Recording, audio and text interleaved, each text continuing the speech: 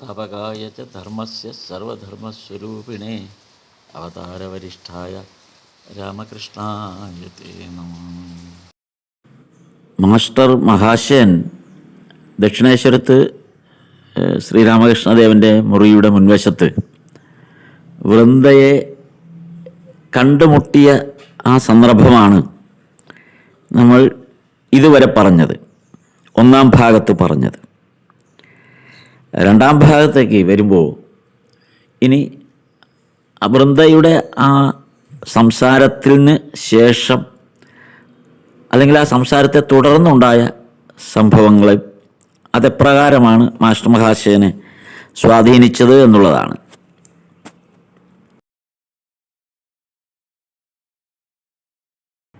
വൃന്ദ എങ്ങനെയാണ്, എന്തുകൊണ്ട് വൃന്ദ ഇത് പറഞ്ഞു, അല്ലെങ്കിൽ ഇത് പറയാൻ തക്ക വൃന്ദയ്ക്ക് എന്താണ് ഒരു തോന്നലുണ്ടാക്കിയ കാര്യമെന്ത്? ഒരിക്കലും ഒരു വേലക്കാരിയുടെ വായിൽ നിന്ന് വരേണ്ട വാക്കുകളായിരുന്നില്ല അത്, അല്ലെങ്കിൽ അത്രയും ഒരു വലിയ പണ്ഡിതരുടെ വാക്കായിരിക്കണം എന്ന്. ചില വാക്കുകൾ വരുന്നത് അങ്ങനെയാണ്. കഴിഞ്ഞ ദിവസം ഞാൻ യാദൃശ്ചികയോടെ പറയും, ഇപ്പോൾ ഈയിടെ കണ്ണൂർ യൂണിവേഴ്സിറ്റിയിലും കാലിക്കറ്റ് യൂണിവേഴ്സിറ്റിയിലും പഠന വിധേയമാക്കിയ ഒരു പുസ്തകം തിരുവനന്തപുരത്തെ ചെങ്കൽച്ചൂളയിലെ ഒരു സ്ത്രീ എഴുതിയതാണ്.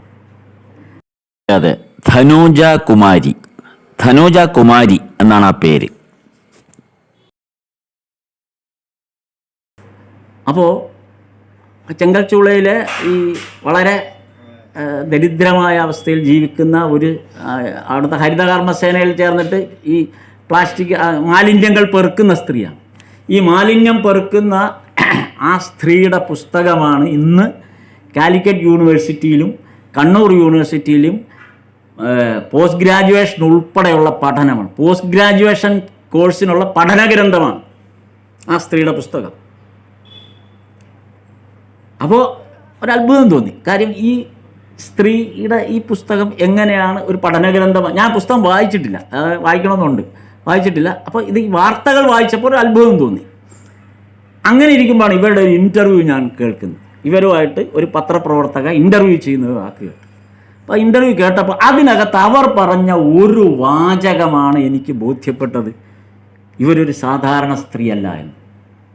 കാരണം ഇവരുടെ എഴുത്തിൻ്റെ മഹത്വം എന്താണ് എന്ന് അവർ പറഞ്ഞ ഒരു വാക്കിൽ നിന്ന് എനിക്ക് ബോധ്യപ്പെട്ടത് ആ ഒരു വാക്കിൽ നിന്നാണ്. അതാണ് എന്നെ പിന്നീട് ആ പുസ്തകം ഇനി വായിക്കണമെന്ന് പ്രേരിപ്പിക്കുന്നൊരു ഘടകം. അതാണ് ഞാൻ പറയുന്നത്, മാസ്റ്റർ മഹാശയൻ പ്രേരിപ്പിക്കുന്ന ഘടകം പോലെ ആ ഒരു വാക്കാണ് ചിലപ്പോൾ നമ്മളെ പ്രേരിപ്പിക്കുക. അവർ പറഞ്ഞത് തമ്പാനൂർ റെയിൽവേ സ്റ്റേഷൻ്റെ തൊട്ടടുത്തുള്ള ചെങ്കൽച്ചൂള കോളനി എന്നാണ് പണ്ട് പറയുക. പിന്നീട് ആൻ്റണി മുഖ്യമന്ത്രിയായ കാലത്താണ് ആ ചേരിയെല്ലാം കളഞ്ഞിട്ട് അവിടെ അവർക്ക് താമസിക്കാനുള്ള കെട്ടിടം, വളരെ വർഷങ്ങൾക്ക് മുമ്പ് ആണ് കോളനി എന്നൊക്കെയുള്ള ആ രീതിയിൽ പറഞ്ഞിരുന്നത്. ഇപ്പോഴത് വളരെ മാറ്റം വരികയും അവിടുത്തെ താമസമുള്ള ആ സമൂഹം, ആ ജനങ്ങളെല്ലാം വളരെ നല്ല രീതിയിൽ അവർ തങ്ങളുടെ ജീവിത സാഹചര്യങ്ങളെ മെച്ചപ്പെടുത്തുന്ന രീതിയിൽ അധ്വാനിക്കുകയും വിദ്യാഭ്യാസം ചെയ്യുകയൊക്കെ ചെയ്താൽ വളരെ മാറ്റം വന്നു. അത് തന്നെ അവർ അത് പറയുന്നുണ്ട്. ഏറ്റവും സ്നേഹസമ്പന്നരായ മനുഷ്യരിപ്പോൾ തിരുവനന്തപുരത്ത് എവിടെയെങ്കിലും നിങ്ങൾക്ക് അന്വേഷിക്കാമെങ്കിൽ അത് ചെങ്കൽച്ചൂളയിലാണ് എന്ന് ആ സ്ത്രീ തന്നെ, അത് ധനുജ കുമാരി തന്നെ പറയുന്നുമുണ്ട്. അത് ശരിയാണ്. ഇന്ന് ആ പഴയ ചിത്രമല്ല, ഇത് വളരെ കാലങ്ങൾക്ക് മുമ്പുള്ളൊരു ചിത്രമാണ് ആ സ്ഥലത്തെ സംബന്ധിച്ച് നിലനിൽക്കുന്നത്. ഇപ്പോഴതല്ല, ഇപ്പോഴത് വളരെ മാറ്റം വന്നിരിക്കുന്നു. അപ്പോൾ ആ എല്ലാ സാഹചര്യങ്ങളും, ആ പഴയ സാഹചര്യങ്ങളെയൊക്കെ ഉൾപ്പെടുത്തിയായിരിക്കണം അവരുടെ പുസ്തകം രൂപപ്പെടുത്തിയെന്ന് തോന്നുന്നു.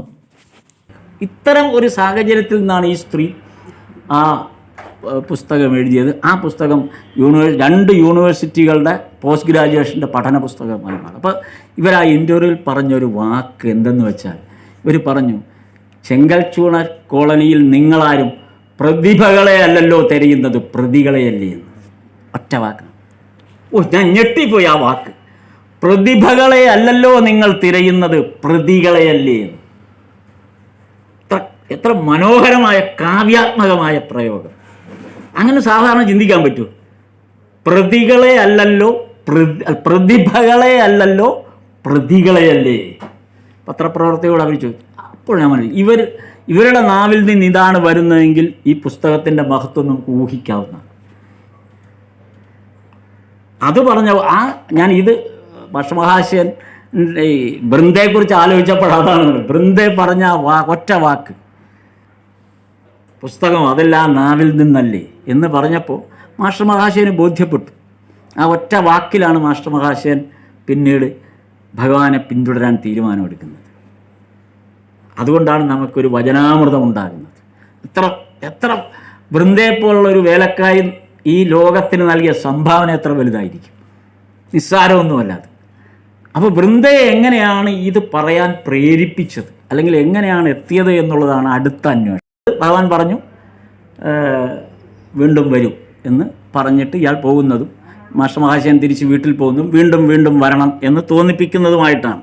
ഇപ്പോൾ പുസ്തകം പഠിക്കാതെ മനുഷ്യന് വലിയവനാകാനാണോ, എന്തൊരാശ്ചര്യം, വീണ്ടും വരണമെന്ന് തോന്നുന്നു എന്ന് വചനാമൃതത്തിൽ അവിടെ കുറിച്ച് വെച്ചിട്ടുണ്ട് മാസ്റ്റർ മഹാശയൻ. അപ്പോൾ ഇപ്പോൾ ഇതിൻ്റെ ഒരു അന്വേഷണം പോകുന്നത് എങ്ങനെയാണ് വൃന്ദയ്ക്ക് ഇത് പറയാനുള്ള ഒരു ആർജവം ഉണ്ടായത് എങ്ങനെ എന്നുള്ളതാണ് പിന്നീട് നമ്മൾ ഈ വായനയിലേക്ക് കിടന്നപ്പോൾ നമ്മൾ അന്വേഷിക്കുക. അത് നമ്മുടെ അന്വേഷണമാണ്. എങ്ങനെയാണ് വൃന്ദയിലേക്ക് ഈ വാചകം എത്തിയത് എന്നുള്ളതിനെ കുറിച്ചൊരു അന്വേഷണം. അപ്പോൾ അത് നോക്കിയപ്പോൾ നമ്മൾ ആദ്യം ചെല്ലുന്നത് ഭഗവാനെക്കുറിച്ച് ആദ്യമായി മനസ്സിലാക്കിയ ഭഗവാനിലെ ആ ഈശ്വരീയ ഭാവത്തെ ആദ്യം മനസ്സിലാക്കിയത് റാണി രാസമണിയാണ്, സംശയമില്ല.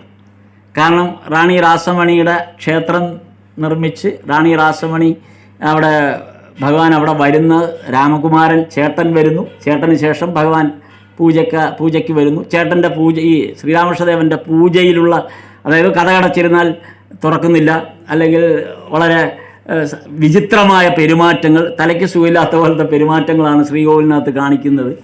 ദേവിയായിട്ട് കാളിമാതാവായിട്ടൊക്കെ സംസാരിക്കുന്നു, അങ്ങനെയൊക്കെയുള്ള ഒരു ഭ്രാന്താവസ്ഥയിലുള്ളൊരു വ്യക്തി എന്നുള്ള നിലയിൽ ശ്രീരാമകൃഷ്ണദേവനെക്കുറിച്ചുള്ള പരാതി ക്ഷേത്രത്തിൻ്റെ ഉടമയായ രാസമണിയുടെ അടുത്തേക്ക് എത്തുകയാണ്. റാണി രാസമണിയിലെത്തുമ്പോൾ അത് അന്വേഷിക്കാനായിട്ടാണ് റാണി രാസമണി ആദ്യം വരുന്നത്. ഈ ആളുകൾ പറയുന്ന, ക്ഷേത്രത്തിലെ മറ്റുള്ളവർ പറയുന്നത് ശരിയാണോ, ഇയാൾക്ക് തലയ്ക്ക് സുഖമില്ല എന്ന് പറയുന്നത് ശരിയാണോ, അല്ലെങ്കിൽ ഇയാളുടെ പ്രവർത്തനം ശരിയല്ലാതാണ് എന്നറിയാനായിട്ടാണ് അതിൻ്റെ ഉടമസ്ഥ എന്നുള്ള നിലയിൽ റാണി രാസമണി വരുന്നത്. അങ്ങനെ റാണി രാസമണി ഇദ്ദേഹത്തിൻ്റെ പൂജ കാണാൻ വേണ്ടി ആ ശ്രീകോവിലിൽ കയറിയിരിക്കുക. എന്നിട്ട് ഇദ്ദേഹം കാണിക്കുന്നത് നോക്കിയിരിക്കുക. ഈ സന്ദർഭത്തിലാണ് ഇദ്ദേഹം എന്തോ റാണി രാസമണിയായിട്ട് സംസാരിച്ചുകൊണ്ടിരുന്നപ്പോൾ പെട്ടെന്ന് റാണി രാസമണിയുടെ ശ്രദ്ധ മാറിപ്പോയി. ഞാൻ നേരത്തെ പറഞ്ഞ പോലെ നമ്മളൊരു കാര്യം പറയുമ്പോൾ ആ കേൾക്കുന്ന ആൾക്ക് ശ്രദ്ധയില്ല എന്ന് വന്നാൽ ഒന്നുകിൽ നമ്മൾ സംസാരിക്കേണ്ടെന്ന് വിചാരിച്ച് പിന്മാറും, പിന്നെ അയാളുമായിട്ട് സംസാരിക്കില്ല. ഇവിടെ ശ്രീരാമകൃഷ്ണദേവൻ ശ്രീകോവിലിൽ ഇരുന്ന് സംസാരിച്ചപ്പോൾ ഈ രാസമണിയോട് കാര്യങ്ങൾ വിശദീകരിച്ചുകൊണ്ട്, അതായത് ഈശ്വരകാര്യമാണ് പറഞ്ഞത്. പെട്ടെന്ന് ഇവർ ആ ശ്രദ്ധ വിട്ടുപോയി, വേറെ എവിടെയോ ആലോചിച്ചിരുന്നു. വേറെ ആലോചിച്ചിരുന്നത് കൊണ്ട് ഇവർക്ക് ആ സ്ഥലകാലബോധമില്ലാതെ പോയി. പിന്നെ ഇവർക്ക് സ്ഥലകാലബോധം വരുന്നത് എങ്ങനെയാണ്? ചെകിടത്ത് പെട്ടേന്നൊരു അടി കിട്ടിയപ്പോഴാണ്. കൈ നീട്ടി ഒരൊറ്റ അടിയാണ് ശ്രീരാമകൃഷ്ണദേവൻ ചെയ്തത്. ചെകിട്ട നോക്കിയിട്ട് ഞെട്ടിപ്പോയി ഇവർ. അപ്പോൾ ശ്രദ്ധ വന്നു. നോക്ക്, ശ്രീരാമകൃഷ്ണദേവൻ അവിടുത്തെ ഒരു പൂജാരി മാത്രമാണ്. റാണി രാസമണി ആ ക്ഷേത്രത്തിൻ്റെ അധികാരിയാണ്. അപ്പോൾ പിന്നെ ഭ്രാന്തായെന്ന് ഉറപ്പായില്ലേ. അപ്പോൾ ബാക്കിയുള്ളവർക്കെല്ലാം ഇനി ഇത് റാണിക്കിനി മനസ്സിലാക്കാം. കാര്യം അടി കിട്ടിയ സ്ഥിതിക്ക് ഇത് ഇയാൾക്ക് ഭ്രാന്താണെന്ന് ഇനി പ്രത്യേകിച്ച് പറയേണ്ട കാര്യമില്ല, അല്ലെങ്കിൽ ആരെങ്കിലും ചെയ്യൂ. റാണി രാസമണി പറഞ്ഞത് അദ്ദേഹം ചെയ്തത് ശരിയായിരുന്നു. താൻ എന്ത് തെറ്റ് ചെയ്തു എന്ന് റാണി രാസമണിക്കുള്ളിൽ മനസ്സിലായി. അതോടുകൂടി റാണി രാസമണിയാണ് പറഞ്ഞത്, ഇനി ഇദ്ദേഹത്തെ നിങ്ങളാരും നോക്കണ്ട, അദ്ദേഹത്തിന് എന്താണോ ഇഷ്ടം അതിവിടെ ചെയ്യും, അദ്ദേഹത്തിൻ്റെ ഇഷ്ടം. അങ്ങനെ ഭഗവാനെ തിരിച്ചറിഞ്ഞ ആദ്യത്തെ ആളാണ് റാണി രാസമണി. രണ്ടാമത് നമ്മൾ ഭഗവാന്റെ ആ പൂർണ്ണ ഇത് മനസ്സിലാക്കുന്ന ഈശ്വരനാണ് എന്ന് പ്രത്യക്ഷത്തിൽ, സാക്ഷാൽ ഈശ്വരനാണെന്ന് പ്രത്യക്ഷ അനുഭവം ഉണ്ടാകുന്ന രണ്ടാമത്തെ ആൾ റാണി രാസമണിയുടെ മകളുടെ ഭർത്താവ് മധുർനാഥ് ബിശ്വാസാണ്. രാസമണിക്ക് ശേഷം ആ ക്ഷേത്രത്തിൻ്റെ അധികാരിയാകുന്നത് അവരുടെ മകളുടെ ഭർത്താവ് മധുർനാഥ് ബിശ്വാസാണ്. മധുർനാഥ് ബിശ്വാസ് റാണി രാസമണിയുടെ ആദ്യത്തെ മകളെ കല്യാണം കഴിച്ചിരുന്നു. പിന്നീട് അവർ മരിച്ചപ്പോൾ രണ്ടാമത്തെ മകളെയും കൂടെ കല്യാണം കഴിച്ചു. റാണി രാസമണിക്ക് വലിയ ആദരവും തിരിച്ചു മധുർനാഥ് ബിശ്വാസിന് റാണി രാസമണിയോടുമുള്ള ആ സ്നേഹവും ആദരവും വലുതായി. വളരെ മഹാനായൊരു വ്യക്തിയായിരുന്നു മധുർനാഥ് ബിശ്വാസ്. ഒരു മരുമകൻ മാത്രമല്ല, മകനിലുപരിയായ ഒരു വലിയ ബന്ധം ആ അമ്മയും മകനും തമ്മിലുണ്ടായി. ആ മധുർനാഥ് ബിശ്വാസിനാണ്, റാണി രാസമണിക്ക് ഇത്രേ മനസ്സിലായുള്ളൂ, മധുർനാഥ് ബിശ്വാസിനാണ് ഇത് ഈശ്വരനാണെന്നുള്ള ബോധമുണ്ടായത്, കാഴ്ചയിൽ, പ്രത്യക്ഷത്തിൽ. കാരണം മധുർനാഥ് ബിശ്വാസ് താമസിച്ചുകൊണ്ടിരുന്നത് ഈ ദക്ഷിണേശ്വരം ക്ഷേത്രത്തിൻ്റെ നേരെ മുൻവശത്തുള്ള കുതി എന്ന് ബംഗാളിയിൽ പറയുന്ന ബംഗ്ലാവ് എന്നുള്ള അർത്ഥം എടുത്താൽ മതി. വലിയ മഹൽ, വലിയ ക്ഷേത്രാധികാരി താമസിക്കുന്ന വലിയ കൊട്ടാരം തന്നെ. ആ വലിയ മഹലിൻ്റെ അകത്ത് ഈ അതിൻ്റെ മുകളിലത്തെ നിലയിൽ മധുർനാഥ് ബിശ്വാസ് ഒരു ദിവസം വൈകുന്നേരം ഇങ്ങനെ ഇരിക്കുകയായിരുന്നു. ഇങ്ങനെ ഇരുന്ന് പെട്ടെന്ന് നോക്കിയപ്പം എതിരെയുള്ള വരാന്തയിൽ ശ്രീരാമകൃഷ്ണദേവൻ ഇങ്ങനെ അങ്ങോട്ടും ഇങ്ങോട്ടും നടക്കും. അപ്പോൾ വെറുതെ ഇങ്ങനെ മധുർനാഥ് ബിശ്വാസ് ഇങ്ങനെ വെറുതെ നോക്കിക്കൊണ്ടിരുന്നു. ഇദ്ദേഹം അങ്ങോട്ട് നടക്കും, ഇങ്ങോട്ട് നടക്കും, അങ്ങോട്ട് നടക്കും, ഇങ്ങോട്ട് നടക്കും. പെട്ടെന്ന് മധുർനാഥ് ബിശ്വാസ് അടുത്ത ദർശനത്തിൽ കാണുന്നത് ഇങ്ങോട്ട് ഇങ്ങനെ ശ്രീരാമകൃഷ്ണദേവൻ നടന്നു വരുന്നു, അങ്ങോട്ട് ഇങ്ങനെ ശ്രീരാമകൃഷ്ണദേവൻ നടന്നു ഉലാത്തുകയാണ്. ഒരറ്റത്ത് വന്നിട്ട് അങ്ങോട്ട് നടന്നു പോയിട്ട് തിരിച്ച് നടന്നു വന്നത് ശൂലവും ജടയും ധരിച്ച് സാക്ഷാൽ പരമേശ്വരനാണ് ഇങ്ങോട്ട് നടന്നു വരുന്നത്. തിരിച്ച് നടന്നു പോകുന്നത് ശ്രീരാമകൃഷ്ണദേവൻ, ഇങ്ങോട്ട് നടക്കുന്നത് സാക്ഷാൽ പരമേശ്വരൻ. മധുർനാഥ് വിശ്വാസം ഞെട്ടിപ്പോയി. കാരണം ഈശ്വര ദർശനം ഇങ്ങനെ ഒരിക്കലും പ്രതീക്ഷിച്ചിട്ടില്ല. ദക്ഷിണേശ്വരത്ത് 12 ക്ഷേത്രങ്ങളുണ്ട്, 12 ശിവക്ഷേത്രങ്ങളാണുള്ളത്. ദക്ഷിണേശ്വരം ക്ഷേത്രത്തിൻ്റെ ഘടന നോക്കുമ്പോൾ നമുക്കറിയാം. കാളീക്ഷേത്രമാണ് പ്രധാനം, അതിന് തൊട്ടടുത്ത് രാധാകാന്ത വിഷ്ണു ക്ഷേത്രം, പിന്നെ അതിൻ്റെ മുൻവശത്ത് ആ ഗംഗാതീരത്ത് 12 ശിവക്ഷേത്രങ്ങളാണ്. ക്ഷേത്രം എന്ന് പറയുമ്പോൾ ഒരു ശ്രീകോവിൽ മാത്രമേ ഉള്ളൂ. 12 ശിവ പ്രതിഷ്ഠയുള്ള 12 ശ്രീകോവിലുകളാണ്. അപ്പം ശിവന് വളരെ പ്രധാനമുള്ളൊരു ക്ഷേത്രം കൂടിയാണ്. ആ ശിവക്ഷേത്രം അവസാനിക്കുന്ന വരാന്തയിലാണ് ശ്രീരാമകൃഷ്ണദേവൻ ഈ ഉലാത്തിക്കൊണ്ടിരുന്നത്. യഥാർത്ഥത്തിൽ മധുർനാഥ് ബിശ്വാസ് വിചാരിച്ചത് ശിവനാണോ ഉലാത്തിയത്, അത് ശ്രീരാമകൃഷ്ണനാണോ ഉലാത്തിയത് എന്നുള്ളതാണ്. ആ നടത്തയിൽ അദ്ദേഹം കണ്ടതാണ്. മാത്രമല്ല ശ്രീരാമകൃഷ്ണദേവനോട് ഒരു കാര്യം പറഞ്ഞപ്പോൾ തർക്കിക്കുകയൂടെ ചെയ്തു മധുർനാഥ് ബിശ്വാസ്. ഈ ഈശ്വരൻ വിചാരിച്ചാൽ എന്താണ് നടക്കാത്തത് എന്ന് ഭഗവാൻ പറഞ്ഞപ്പോൾ മധുർനാഥ് ബിശ്വാസ് ഒരു തർക്കത്തിന് വേണ്ടി പറഞ്ഞതാണ്, ഈ ചെമ്പരത്തിച്ചെടി, ചുവന്ന ചെമ്പരത്തിച്ചെടിയിൽ വെള്ളപ്പൂക്കൾ ഉണ്ടാവും എന്ന് ഈശ്വര സാക്ഷാത്കാരത്തെക്കുറിച്ച് മധുർനാഥ് ബിശ്വാസിനോട് ശ്രീരാമകൃഷ്ണദേവൻ പറയുമ്പോൾ ശ്രീരാമകൃഷ്ണദേവൻ പറഞ്ഞു, ഈശ്വരൻ വിചാരിച്ചാൽ ഈ ചുവന്ന ചെമ്പരത്തിച്ചെടിയിൽ വെള്ളപ്പൂക്കളും ഉണ്ടാകും, വെള്ളച്ചെമ്പരത്തി പൂ ഉണ്ടാകും. മധുർനാഥ് വിശ്വാസം വന്നില്ല. അത് തമാശയായിട്ട് കരുതി. പക്ഷെ പിറ്റേ ദിവസം നേരം വെളുക്കുമ്പോൾ ആ പറഞ്ഞ ചെടിയുടെ പകുതി ചുമന്ന പൂവും പകുതി വെളുത്ത പൂവും. അത്ഭുതപ്പെട്ടു. ഈ തരത്തിൽ ഈശ്വരീയ ഭാവത്തെക്കുറിച്ച് പൂർണ്ണമായ ധാരണയുള്ള ആളായിരുന്നു മധുർനാഥ് ബിശ്വാസ്. അതാണ് രണ്ടാമത്തെ ആൾ. മൂന്നാമത്തെ ആൾ ബൃന്ദയാണെന്ന് ഞാൻ പറയും. മൂന്നാമത്തെ ആൾ ബൃന്ദയാണ് എന്ന് ഞാൻ സമർത്ഥിക്കാൻ ശ്രമിക്കും, അല്ലെങ്കിൽ ഞാൻ വിശ്വസിക്കും. ഇതൊരിടത്തും എഴുതി വച്ചിട്ടുള്ള കാര്യമല്ല. നമ്മൾ ഒരു കഥാപാത്രത്തിന് പിന്നിൽ, ഒരു വ്യക്തിത്വത്തിന് പിന്നിൽ സഞ്ചരിക്കുമ്പോൾ നമുക്ക് ബോധ്യപ്പെടുന്ന കുറേ അതിൻ്റെ തെളിവുകളുമുണ്ട്. കാരണം ശ്രീരാമകൃഷ്ണദേവനെ സംരക്ഷിക്കാനും ശ്രീരാമകൃഷ്ണദേവൻ്റെ എല്ലാ കാര്യങ്ങളും നോക്കാനായിട്ടാണ് ബൃന്ദയെ ഏൽപ്പിച്ചിട്ടുള്ളത്. ബൃന്ദയാണ് അവിടുത്തെ ശ്രീരാമകൃഷ്ണദേവൻ്റെ ചുറ്റുമുള്ള കാര്യങ്ങളല്ലേ, ശ്രീരാമകൃഷ്ണദേവൻ്റെ എല്ലാ കാര്യങ്ങളും നോക്കുന്നത് ബൃന്ദയാണെന്നുള്ളതിന് യാതൊരു സംശയമില്ല. അത് ഒരിടത്തും പ്രത്യേകിച്ച് എഴുതിയൊന്നും വച്ചിട്ടില്ല, അങ്ങനെ ഒരു ഭാഗം ഒരിടത്തും എഴുതപ്പെട്ടിട്ടില്ല. പക്ഷേ ബൃന്ദയുടെ ആ മനോഭാവം, ബൃന്ദ അങ്ങനെയുള്ള നിയമിക്കപ്പെട്ട ആളാണെന്ന് ബോധ്യപ്പെടുന്ന തരത്തിൽ ഒരു ഭാഗം വചനാമൃതത്തിൻ്റെ 1-ാം വോള്യത്തിലുണ്ട്.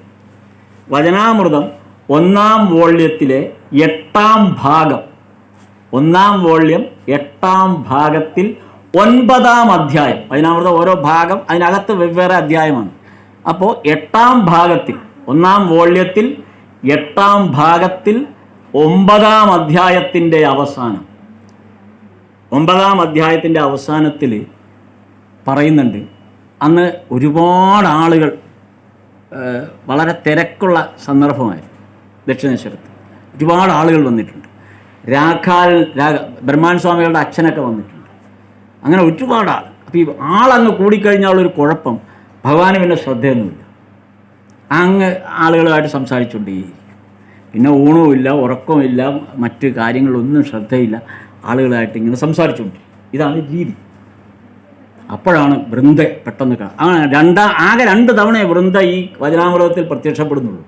ഈ 8-ാം ഭാഗത്ത് 8-ാം ഭാഗം 9-ാം അധ്യായത്തിൽ ആ 9-ാം അധ്യായം അവസാനിക്കുമ്പോഴാണ് വൃന്ദ കടന്നു വരുന്നത്. ഈ തിരക്കിൻ്റെ ഇടയിൽ വൃന്ദ കടന്നു വന്നിട്ട് രാമലാലാണെന്ന് പൂജാകാര്യങ്ങൾ ചെയ്യുന്നത്. ശ്രീരാമകൃഷ്ണദേവൻ്റെ 2ാമത്തെ ജ്യേഷ്ഠൻ രാമേശ്വരൻ്റെ മകൻ രാമലാൽ. അപ്പോൾ രാമലാലാണെന്ന് അവിടെ പൂജയ്ക്ക് ഉള്ള ആൾ. അപ്പോൾ രാമലാലാണ് കൂടെയുള്ളത്. അപ്പോൾ ഈ വൃന്ദ വന്നിട്ട് രാമലാലിനോട് പറയുന്ന ഒരു വാചകമുണ്ട്, ഈ മനുഷ്യന് ചോറ് കൊടുത്തു. വാക്കുകൾ മനുഷ്യൻ എന്നാണ് പറഞ്ഞത്. എന്ത് 1-ാം അധ്യായത്തിൽ പറഞ്ഞത് എന്താണ് വൃന്ദ? എല്ലാം ആ നാവിൽ നിന്നാണ്. സമ്പൂർണമായും ശ്രീരാമകൃഷ്ണദേവൻ ആരാണെന്നുള്ള ഉൾബോധം ഉണ്ടായിരുന്ന അല്ലെങ്കിൽ ഉള്ള ആളാണ് വൃന്ദ. അതാണ് ആദ്യത്തെ ആ വാചകം. 1-ാം അധ്യായത്തിലെ വാചകം അതാണ്, എല്ലാം ആ നാവിൽ നിന്ന്. 8-ാമത്തെ അധ്യായത്തിൽ 8-ാമത്തെ ഭാഗത്ത് 9-ാമത്തെ അധ്യായം ഏതാണ്ട് വോള്യം പകുതി എത്തുമ്പോൾ വൃന്ദ പറയുന്നു, ഈ മനുഷ്യന് ചോറ് കൊടുത്തു. രാമലാലിനോട് വിളിച്ചു ചോദിക്കുക, രാമലാൽ ഈ മനുഷ്യന് ചോറ് കൊടുത്തു. മനുഷ്യൻ തന്നെയാണ് ഉപയോഗിച്ചത്. അപ്പം വൃന്ദയുടെ ഒരു സങ്കല്പം നോക്ക്. വൃന്ദ അറിയാത്ത ആളല്ല, പക്ഷെ വൃന്ദ അത് മാനുഷികമായ ഭാവത്തിൽ തന്നെയാണ് ശ്രീരാമകൃഷ്ണദേവനെ പരിലാളിക്കുന്നത്. ഈശ്വരനാണെന്ന് അറിയാഞ്ഞിട്ടൊന്നുമല്ല, നന്നായിട്ട് അറിയാം വൃന്ദയ്ക്ക്. കാര്യം വൃന്ദയാണ് ഏറ്റവും കൂടുതൽ ഇതൊക്കെ കാണുന്നത്. പക്ഷെ മനുഷ്യ സങ്കല്പത്തിൽ അധിഷ്ഠിതമായിക്കൊണ്ടാണ് വൃന്ദയെ ശ്രീരാമകൃഷ്ണദേവനെ സമീപിച്ചിട്ടുള്ളത്. അതുകൊണ്ടാണ്, അല്ലെങ്കിൽ ആ അധികാരം, പ്രായമുള്ള സ്ത്രീയാണത്. കാര്യം അവർ മധുർനാഥ് വിശ്വാസിൻ്റെ കാലം മുതൽ നിൽക്കുന്ന സ്ത്രീയാണ്, പ്രായമുള്ളവരാണ്. ശ്രീരാമകൃഷ്ണദേവനേക്കാളും പ്രായമുള്ള സ്ത്രീയാണ്. അപ്പോൾ ഒരു അമ്മയുടെ ഭാവം കൂടെ അവർക്കുണ്ട്. അപ്പം ആ ഒരു അമ്മ എങ്ങനെയാണ്, യശോദയ്ക്ക് കൃഷ്ണൻ ഈശ്വരൻ മാത്രമല്ലല്ലോ, സ്വന്തം മകൻ കൂടിയാണ് എന്ന് പറഞ്ഞ പോലെ. അപ്പം ഒരമ്മയുടെ ഭാവമാണ്. അതാണ് പെട്ടെന്ന് ഈ ഇത്ര ആളിൽ നിന്ന് ഇദ്ദേഹത്തിന്, ഒന്നാമത് ശ്രീരാമകൃഷ്ണദേവൻ്റെ ഒരു പ്രശ്നം, വയറിന് അസുഖമുള്ള ആളാണ്. എപ്പോഴും വയറിന് അസുഖമാണ്, എപ്പോഴും വയറ്. അതായത് ഒരു ആഹാരം നിറച്ച് കഴിച്ച് അടുത്ത സെക്കൻഡിൽ പറയും, എനിക്കൊന്നും തന്നില്ലല്ലോ, ഞാനൊന്നും കഴിച്ചില്ലല്ലോ എന്ന് പറയും. ശ്രദ്ധിച്ചിട്ടില്ലേ? അത് നിറച്ച ആഹാരം കഴിച്ചതാണ്.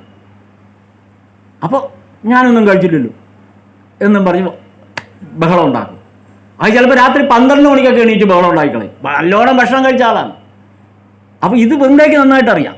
ഈ ഭക്ഷണക്രമത്തിൽ എന്തെങ്കിലും കുഴപ്പം പറ്റിയാൽ ശ്രീരാമകൃഷ്ണദേവന് ബുദ്ധിമുട്ടാവുമെന്ന് നന്നായിട്ട് അറിയാം. അതുകൊണ്ടാണ് നമ്മളും സാധാരണ പറയില്ലേ, ഈ മനുഷ്യൻ എന്താണ്, നമ്മൾ ചിലപ്പോൾ ഭാര്യ ഭർത്താവിനോടും ഇങ്ങനെ തന്നെ പറയും, ഈ മനുഷ്യനെ കൊണ്ട് ഞാൻ തോറ്റു എന്ന് പറയും. അവിടെ ആ പ്രയോഗം എന്ന് പറയുന്നത് നമുക്ക് അതിലുള്ള ആ അധികാരത്തെക്കാൾ ഉപരി ആ അവകാശത്തിൻ്റെ അധികാരമാണ്.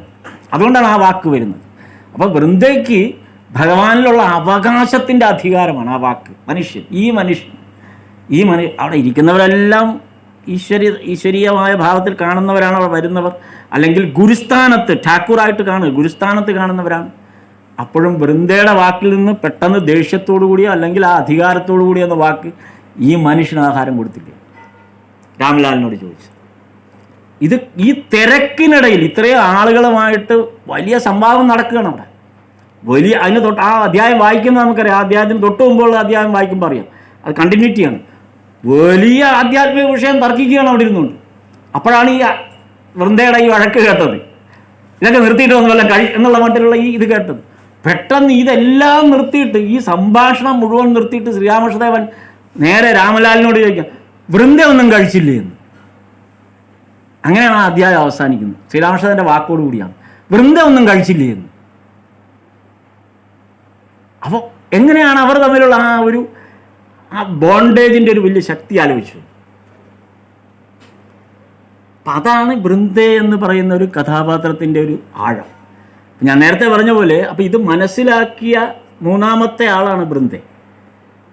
ഭഗവാനെ ഉൾക്കൊണ്ട മൂന്നാമത്തെ ആളാണ്. ആദ്യത്തെ റാണി രാസമണിയാണെങ്കിൽ, രണ്ടാമത്തേത് മധുർനാഥ് വിശ്വാസാണെങ്കിൽ, മൂന്നാമത്തേത് ആദ്യത്തെ ആൾ ക്ഷേത്രത്തിൻ്റെ അധികാരി, രണ്ടാമത്തെ ആൾ ക്ഷേത്രത്തിൻ്റെ അധികാരിയുടെ മരുമകൻ, മൂന്നാമത്തെ ആൾ ക്ഷേത്രത്തിൻ്റെ ജോലിക്കാരി. ആ ഘടനയെന്ന് ആലോചിച്ചു. ആ ഘടന അങ്ങനെ 3 പേരാണ് ഭഗവാൻ ആദ്യമായിട്ട് മനസ്സിലാക്കിയത്.